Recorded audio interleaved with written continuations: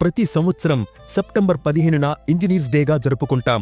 అందుకు కారణం సర్ మోక్షగుండం విశ్వేశ్వరయ్య గారి జన్మదినం కనుక ఆయన ప్రతి సివిల్ ఇంజనీర్ యొక్క మనసులో ఎప్పటికీ గుర్తుండిపోతారు. ఆయనను ప్రేరణగా తీసుకుని దేశంలో చాలా మంది మంచి ఇంజనీర్లుగా పేర్లు సంపాదించారు. మన ఇంజనీర్ల కృషి వల్ల మన దేశం ప్రతిరోజు కొత్త శిఖరాలను సాధిస్తోంది. సర్ విశ్వేశ్వరయ్య గారు సెప్టెంబర్ 15న 1861లో ముద్దేనహళ్లి కర్ణాటక రాష్ట్రంలో జన్మించారు. ఆయన మైసూరు సంస్థానానికి దివానుగా కూడా పనిచేశారు. మైసూరులో ఉన్న ఆనకట్ట కృష్ణరాజసాగర్కు ఆయన చీఫ్ ఇంజనీర్గా కూడా పనిచేశారు. హైదరాబాద్ను మూసీ నది వరదల నుంచి రక్షించడానికి ఆయన పథకాలు రూపొందించారు. ఉస్మాన్ సాగర్, హిమయత్ సాగర్ నిర్మించి వరదలను నివారించడానికి ఎంతో కృషి చేశారు. మరీ ముఖ్యంగా ప్రపంచంలోనే మొట్టమొదటిసారిగా జలాశయాలకు ఆటోమేటిక్గా వరద గేట్లు తెరిచే విధానాన్ని ప్రవేశపెట్టారు.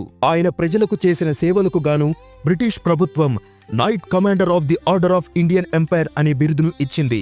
భారతదేశానికి స్వాతంత్రం వచ్చిన తరువాత 1955లో ఆయనను అప్పటి కేంద్ర ప్రభుత్వం భారతరత్నతో సత్కరించింది. విశ్వేశ్వరయ్య గారి ప్రధాన లక్ష్యం దేశ అభివృద్ధి.